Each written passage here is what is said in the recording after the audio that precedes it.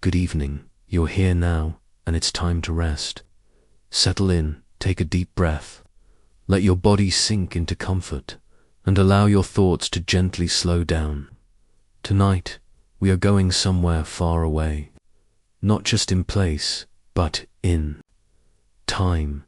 We're traveling back thousands of years to the soft, sun-warmed streets of the ancient city of Carthage, a coastal city full of calm rhythms, stone streets, gentle sea winds, and soft voices. There is no rush here, no conflict, no loudness, just a peaceful day in a world long gone. Let the world around you fade away, and step softly into a time when the world moved slower, when the Mediterranean glittered outside quiet harbor walls, and the scent of olive oil, citrus, and sea salt drifted through the streets. Close your eyes, and let's begin. Part 1. Dawn. Over Carthage, the city wakes slowly. The sun rises slowly over Carthage, spilling golden light across the rooftops of stone houses and terracotta tiles. The city begins to stir, but only just. There is no alarm clock here, no morning traffic, no hurried pace. Instead, there is a soft hum. Birds beginning to call gently from fig trees and olive groves, the waves lapping quietly against the harbor walls. A fisherman unties a rope from his mooring, and a pair of merchants unlock their wooden shop shutters, yawning as they stretch. The air is cool and sweet in the morning. You can smell the earth, slightly damp from the night's dew, and the early aroma of flatbread baking in clay ovens, carried on the breeze from small neighborhood homes. Not far from the central square, an old woman lights a small oil lamp. In her doorway, offering a quiet prayer to Bolaman, the god of the sun and harvest. Her voice is barely a whisper, lost in the gentle rustling of palms. The streets are made of soft limestone and worn smooth from generations of sandals. Tiny alleyways twist and bend between family homes, gardens, and courtyards filled with herbs. Rosemary, thyme, and lavender grow quietly in clay pots, soaking up the morning light. The city stretches its arms slowly, welcoming the day. Part 2. The courtyard garden. Morning rituals in a family courtyard. Behind a wooden door painted in faded blue, the household slowly comes to life. The mother of the home pours water from a bronze jug into a shallow basin, and her daughter splashes her face, laughing softly. A servant carries a tray of bread, olives, dates, and a jar of honey. They sit on cushions on the cool stone floor and eat in comfortable silence. As sunlight filters down through a lattice of woven reeds above, a boy chases a small cat around a mosaic fountain in the corner. The fountain bubbles gently, the sound like a lullaby. Tiny purple flowers grow from the cracks in the stones, and the walls are painted with murals of sea gods and animals, faded but still vibrant. A gentle breeze moves through the courtyard, making the linen curtains billow ever so slightly. This is how the Carthaginians begin their day, slowly, with food, water, warmth, and the company of one another. No rush, no noise, just gentle motions and the calm rhythm of a sunlit morning. Part 3. The street of artisans. Quiet industry later in the morning. The artisan district begins to hum with life. Carthage is a city of makers, skilled hands shaping clay, glass, and cloth. On one corner, a potter spins his wheel, fingers wet with reddish-brown clay. His daughter sits beside him, threading beads into necklaces made from glass, the colors catching sunlight and scattering it in every direction. Nearby, a weaver stretches threads across a wooden loom. His hands move with practiced ease, and the Soft thump of his shuttle is steady and soothing like a heartbeat. The smells in this part of the city are rich and earthy. Dye pots bubble in shades of indigo, ochre, and deep crimson. Baskets of wool, flax, and leather sit in doorways, waiting to be shaped into garments and sandals. But it is still quiet here. There are no machines, no engines, just the gentle sound of work done with care, hands shaping the world one stitch, one brushstroke, one bead at a time. Part 4. Along the garden walls, a slow midday. By the time the sun reaches its peak in the sky, the city of Carthage is warm and golden, not hot, not uncomfortable, but gently warm, like the sun is wrapping its arms around the rooftops. In quiet corners of the city, people retreat from the direct light and settle into shady places, courtyards, stone benches beneath trees, narrow lanes where cool breezes pass between walls. Along one such lane there is a long garden wall. It belongs to a house that has stood for generations, a family home where fruit trees grow tall behind sun-bleached stone. Outside this wall, a young boy walks slowly, dragging a small stick along the mortar cracks as he hums to himself. It's a simple tune, one passed down from his grandfather. Behind the wall, the trees rustle in response. Pomegranate, lemon, and almond trees swaying gently with the breeze, as if listening. A street dog lies, curled in the shade of the wall's base. Its ears flick now and then, but it does not wake. Even the animals know the city is slow today and every day. A woman with a woven basket passes the boy, smiling. The basket is filled with figs, wrapped in cloth. She's on her way to share them with her sister, just a few streets away. There is no urgency, only the rhythm of a world that understands patience. Inside the garden, a small fountain trickles beneath a tree. Its water glints like glass, making little sounds that echo softly off the walls. There is peace here, in the sound of a breeze through branches, in the footsteps on sun-warmed stone, in the hum of a boy's voice as he walks toward nowhere. In particular, Part 5, the temple steps, echoes of the sacred elsewhere in the city. On a small rise above the harbor stands a temple.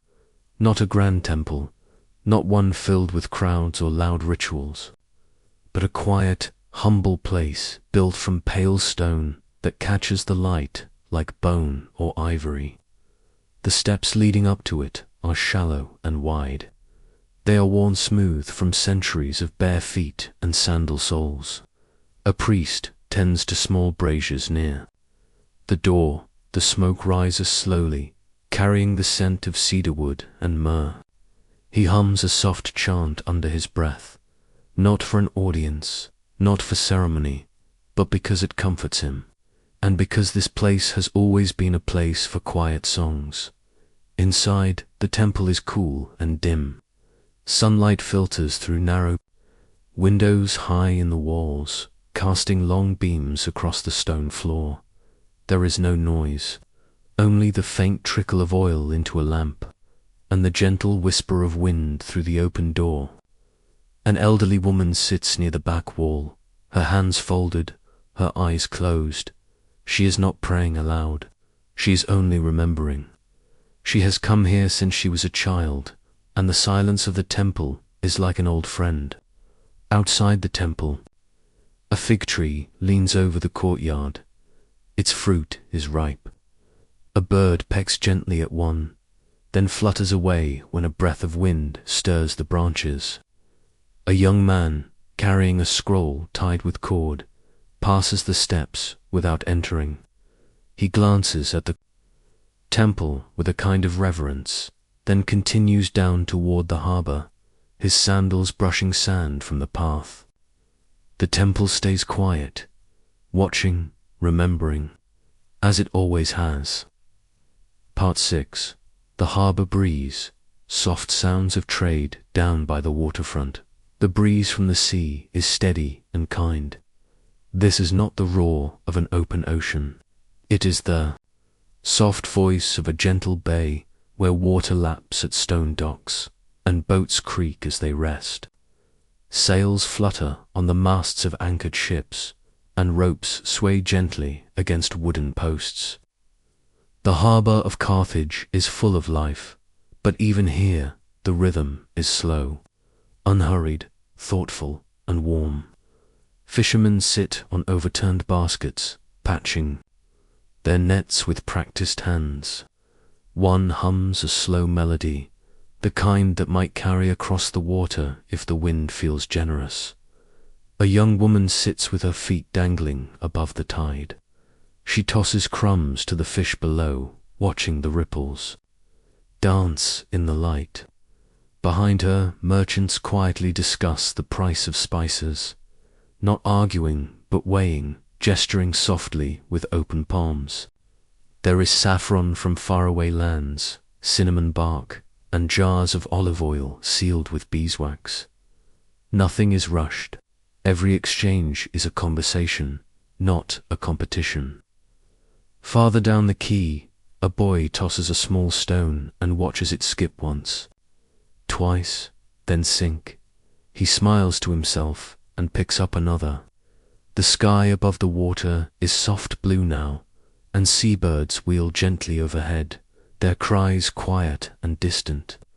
This is the song of Carthage at midday, a quiet harmony of water, voices, wood, and wind, soothing as the sea itself.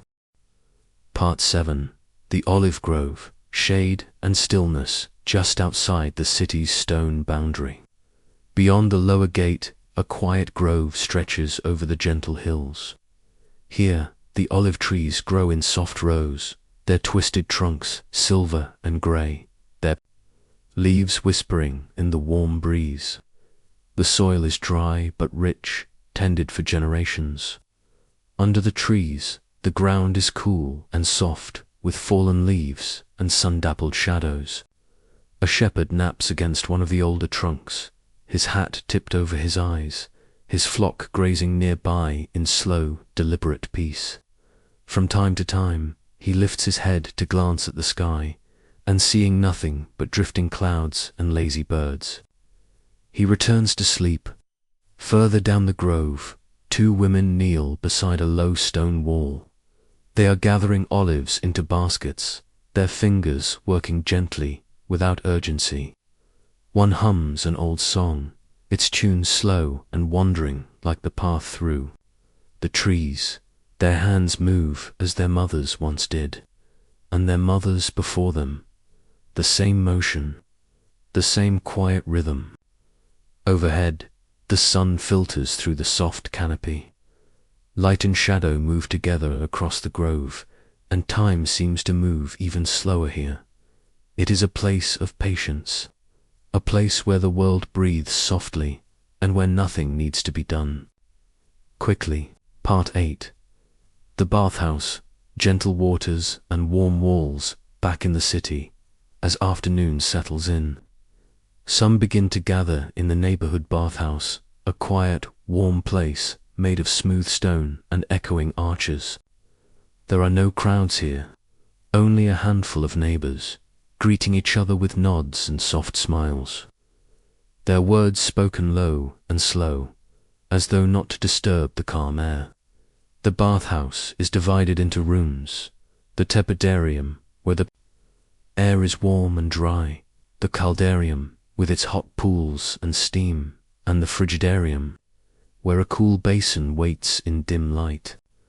In the tepidarium, an older man leans back against the wall, his arms resting on the edge of the bench. He closes his eyes and listens to the distant sound of dripping water, to the hollow echo of a footstep far away. In the hot room, steam curls from the pool like soft ribbons. Two friends sit waist-deep, their conversation barely above a whisper. They speak of their children, their gardens, the weather, and the quietness of the afternoon. A boy, not yet a man, enters shyly, and an attendant offers him a cloth and a gentle smile. He bows and moves to the side, feeling the warmth of the stones beneath his bare feet. Here, even silence has a voice. It hums through the arches. It floats on the surface of the water. It wraps around every movement like a blanket. In the bathhouse, time softens. The city's noise fades to a murmur, and everyone leaves a little lighter than when they came. Part 9. The scribal alcove, ink and memory tucked away behind a colonnade, beside a small square where pigeons coo in the dust. There is a narrow room filled with scrolls. This is the scribal alcove, a space for writing, copying, and quiet reflection. It smells of parchment, old ink, beeswax, and sun-warmed stone. Light slips in through narrow windows, illuminating dust motes that float like tiny dancers in the air. At a low wooden desk, a man sits with his reed pen poised. He dips it into ink made from crushed gallnuts, and he writes in smooth, practiced strokes. The scroll before him is a record of harvests, dates, weights, names. But to him it is more than numbers. It is the memory of his people, the quiet story of life moving forward, one season at a time. Behind him, shelves hold dozens of scrolls tied with colored cords. Some are poems, some are letters sent across the sea. Some are ledgers, stories, prayers, and histories. Each one a soft echo of someone's voice, preserved in silence. A student nearby copies a page from a myth, his lips moving soundlessly as he traces the lines, trying to capture not just the shape of the words, but the feeling behind them. Outside the room, life continues. Merchants chatting, children playing, wind rustling leaves. But inside, it is still. So still you can hear the scratch of the pen and the slow exhale of the scribe as he closes his eyes and listens to the voice of the past. Part 10. The school courtyard, echoes of learning in a shaded courtyard near the heart of the city. A few children sit cross-legged on woven mats, their voices low, their attention flickering between the lesson and the lazy. Clouds above their teacher. An older man, with white in his beard, sits with his back against a stone pillar, his voice soft and patient as he recites lines from an old tale, not sternly, but like someone recalling a memory they love. The children repeat the words back in small, careful voices. Their accents vary slightly, some from the harbour quarter, some from farms beyond the wall, but their tones are steady, thoughtful. A breeze lifts the edges of the papyrus scroll in the teacher's lap, and he pauses to gently smooth it. Flat. One of the children stifles a yawn, and the teacher smiles without scolding. He understands that learning, like growing, must move slowly. Around the courtyard grow potted palms and low-flowering bushes. Their scent mixes with the dust and warm stone, and the occasional note of faraway incense. From time to time, a dove coos from the tiled roof above, and the children glance upward, distracted but not punished. For here, learning is not a race. It is a steady unfolding, like a fig ripening in the sun. As the shadows stretch longer across the courtyard floor, the children rise one by one and bow to their teacher, leaving the place quietly, without rush. The teacher remains seated, his eyes half closed, and for a few moments more, the courtyard belongs to silence. Part 11. The weaver's porch, threads of gold and time elsewhere. In the southern part of the city, a weaver sits on her low wooden stool, pulling golden thread through a half-finished cloth. She is not young, but her hands are steady, and her eyes, though soft with age, follow the thread with perfect clarity. She sits on a small porch, shaded by a linen canopy. Beneath her loom lies a woven mat, and beside her, a shallow bowl holds more thread, red, green, ochre, and deep blue. She works without speaking, her hands moving in gentle rhythm, pull, tighten, breathe. Now and then she pauses to sip cool water from a clay cup, or to stretch her fingers toward the evening sky, as if reaching for something far away. Children pass in the street, laughing in soft tones. Their feet slap lightly against the stone, but the weaver does not mind the sound.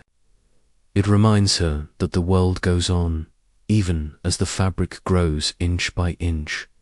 On a nearby wall, a lizard sunbathes lazily, its belly rising and falling in the last warmth of the day. The weaver hums a quiet melody now, an old tune her grandmother taught her. It has no words, only breath and memory. The melody weaves itself into the cloth, becoming part of it forever. When she finishes for the day, she folds the fabric and lays it in a cedar chest inside the house. She does not lock it. There is no need. The porch grows quiet, the golden light fades from the thread, and another peaceful hour passes in the city of Carthage. Part 12. The Steps. Above the bay, watching the evening come high above the harbour, where the land gently rises and the air becomes thinner. There are stone steps carved long ago, part of an old path that once led to a watchtower, now softened by time. Here, a boy sits with his knees pulled to his chest, his tunic light against the warm stone. He is watching the sea, not for anything in particular, just watching. The water below is soft and blue, mirroring the sky, and the ships that dot the horizon seem frozen in place. He sees the fishermen hauling in nets, the sails of traders fluttering, and further out, the white foam of waves where the sea deepens dot behind him. The city murmurs in the language of evening low voices, closing doors, the clink of jars and dishes, the bark of a dog calling its owner home. But here, at this height, all of that seems like another world. He plucks a small flower growing between the stones. It is purple and delicate, its petals barely trembling in the wind. He presses it between the pages of a notebook, something he carved himself, wood-bound, and filled with scrap thoughts, drawings, and half-finished verses. He watches the sky begin to change, its blue melting into orange, then gold, then soft rose. And as the breeze lifts from the sea, he feels the hush of the approaching night, gentle, kind, and full of promise. When he finally stands, he descends the steps slowly, his fingers trailing along the ancient stone. He does not hurry. In Carthage, the night does not arrive all at once. It comes like a whisper, gathering shadows gently beneath the olive trees, and softening every sound until all is calm again. Part 13. The family table, a meal of warmth and laughter. As the sun dips lower, the scent of evening meals begins to drift through the city. It moves like a gentle invitation, carried on the breeze, olive oil warming in clay pans, fresh, herbs crushed between fingers, bread breaking with quiet joy. In a modest home near the Western Quarter, a family gathers, not in haste, not with ceremony, but with the comfort of routine and togetherness. They sit around a low table in the open courtyard, the sky above them painted in dusky gold and lavender. A mother ladles stew from a blackened pot, and the father slices figs and sets them on a wooden dish. The children reach for olives with small, eager hands, but there are no scoldings, only gentle glances and smiles. They eat slowly, savoring each bite. There is lentil and barley soup, bread dipped in crushed herbs and oil, a jar of honey shared among them, passed without words. Someone tells a story, not loud or dramatic, but soft and familiar.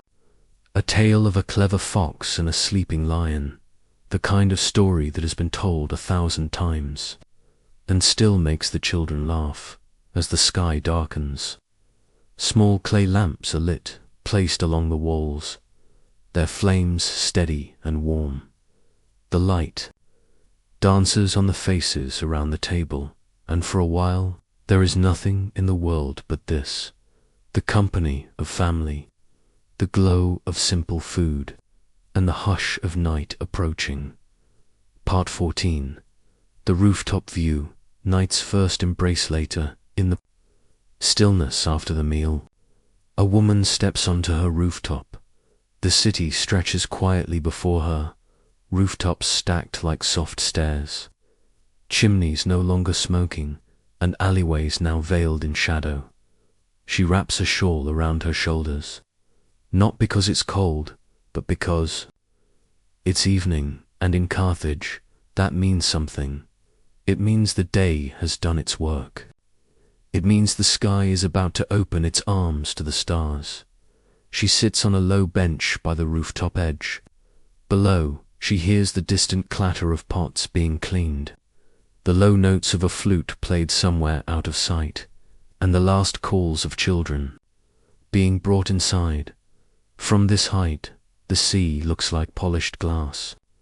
The ships are still. The wind has quieted.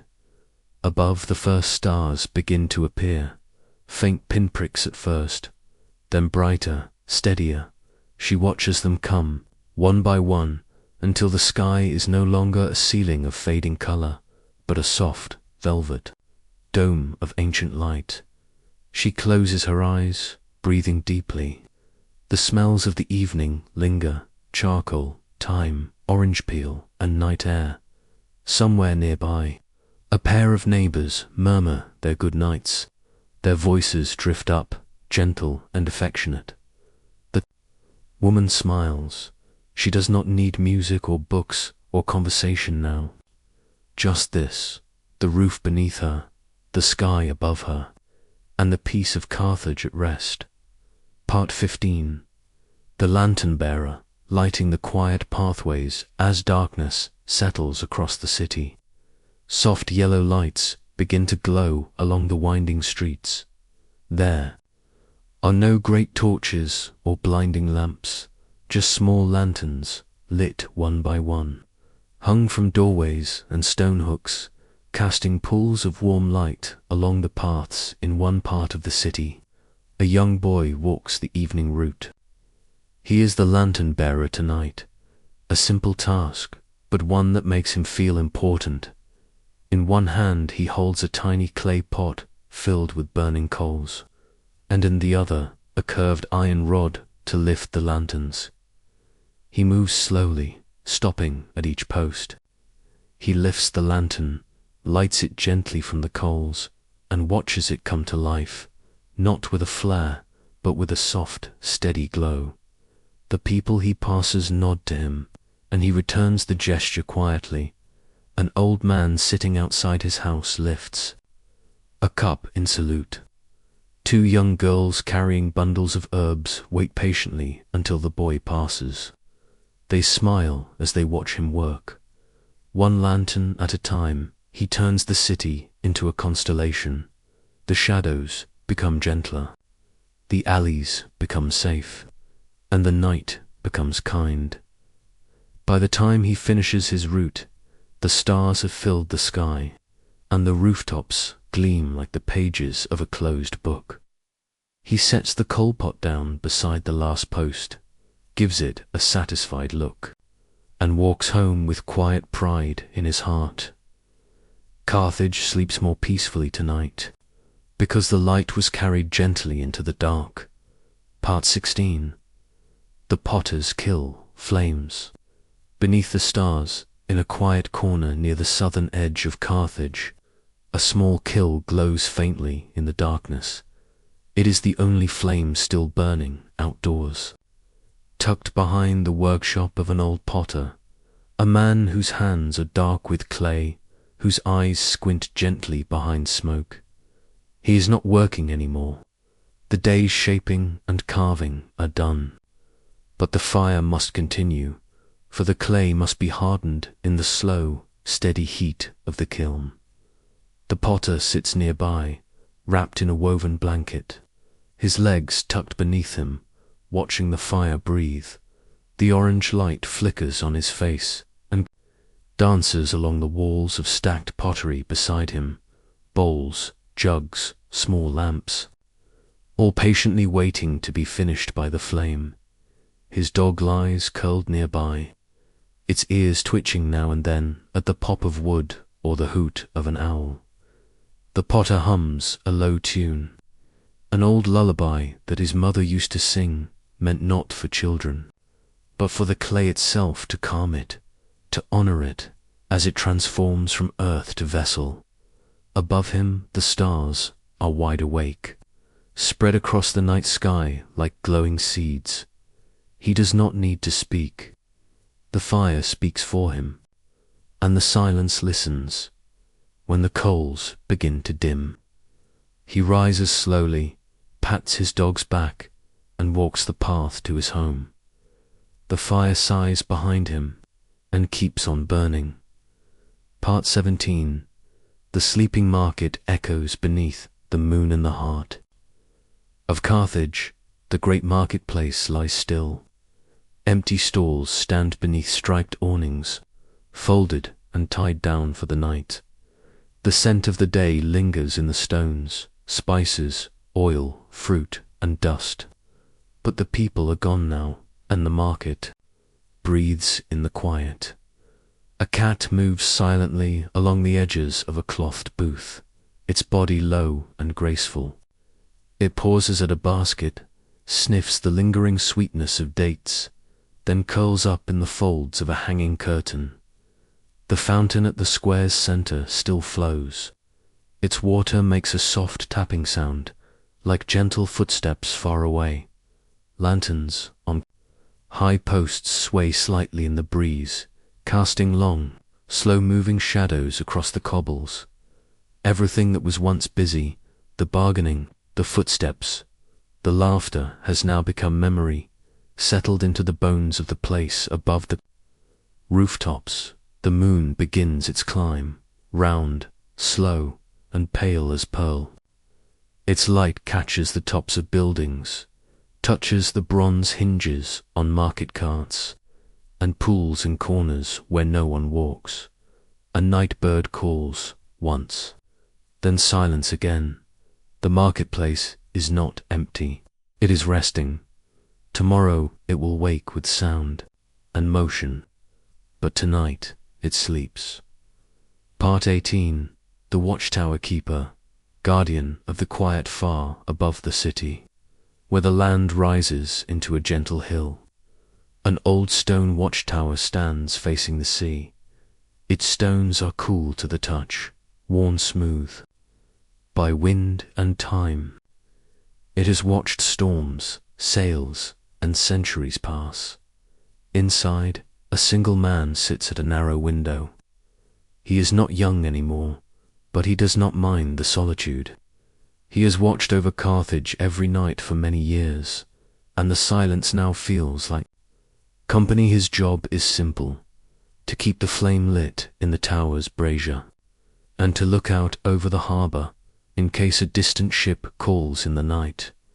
But most nights are like this, quiet, uneventful, peaceful. He drinks from a warm cup, a blend of herbs brewed just before sunset. Its steam curls softly in the cool air, and he holds it with both hands. Outside his window, the city is dimly lit. The streets are nearly empty. The rooftops lie in stillness, and beyond the wall, the sea sleeps like a lake of ink.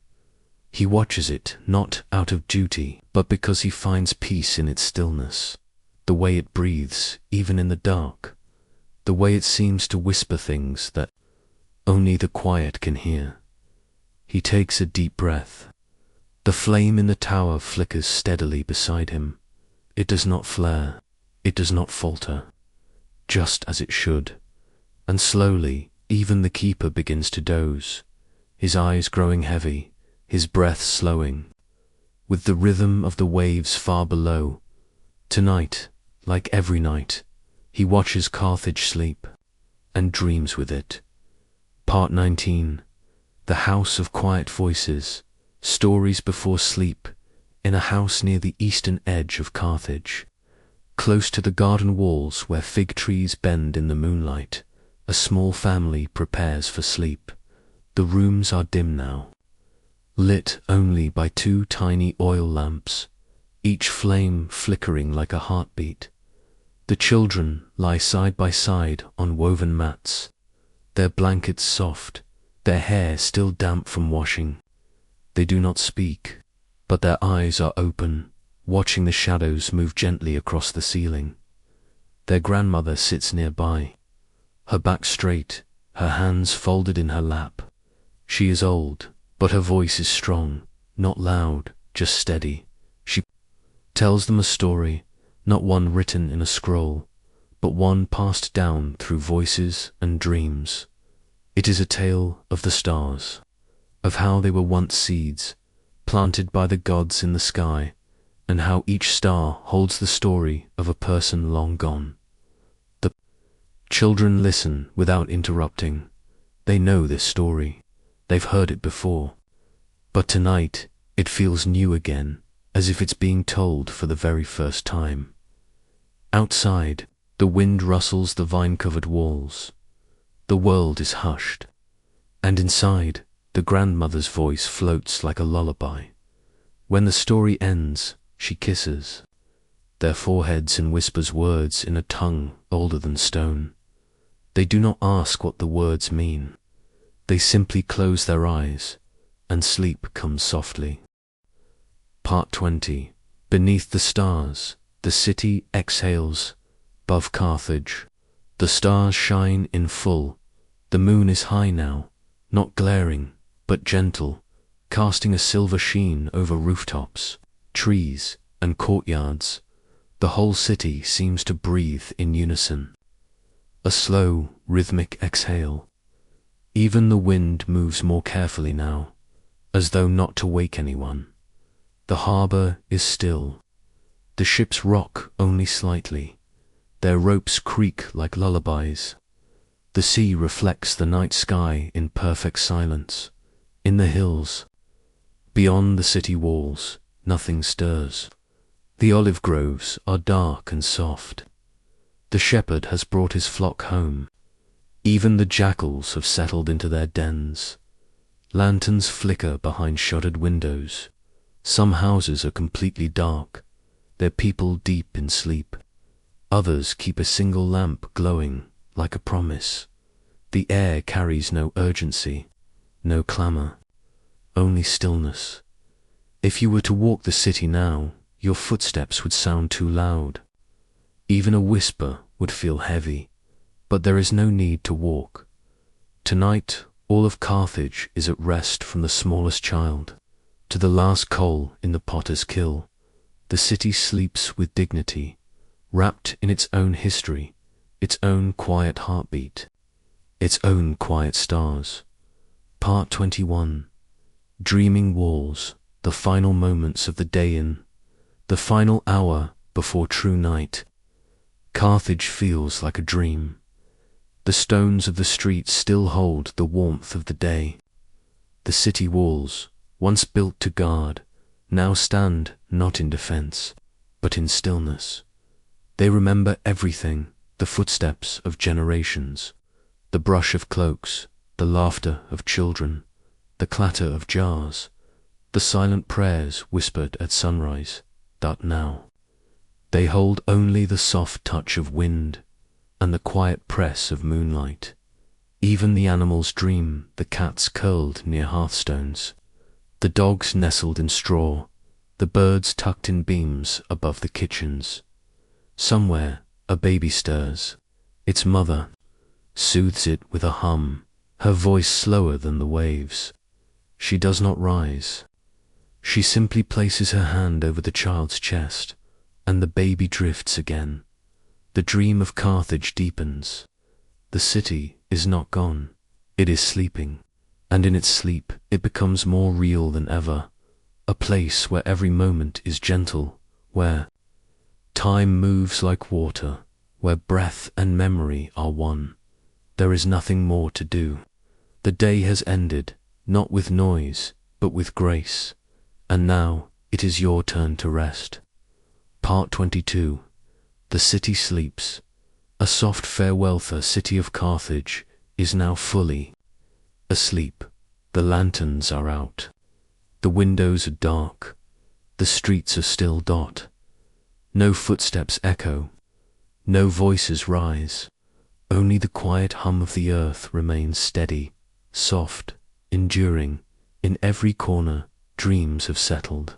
Some dream of gardens, some of the sea, some of nothing. At all, only stillness, only peace. The city does not need to be watched. It is safe. Its walls have no fear. Its skies hold no storm.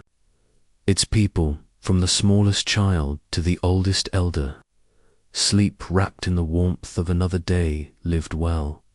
Nothing more is needed. The clay has hardened. The fires have cooled. The bread has been baked. The prayers have been whispered. The stories have been told. And now the only sound that matters is the soft rhythm of breath, the gentle drift of time, the deep, endless hush of night. Let your body grow heavier, like the sleeping stones of the old city. Let your thoughts float like a sailboat in the Carthaginian harbor, untied and drifting gently, with no place to be but here. You have walked the streets of Carthage. You have tasted its calm. You have heard its softest voices. And now you are part of its dream, so rest now, deeper, slower. Good night, dear traveler. Carthage sleeps, and so do you.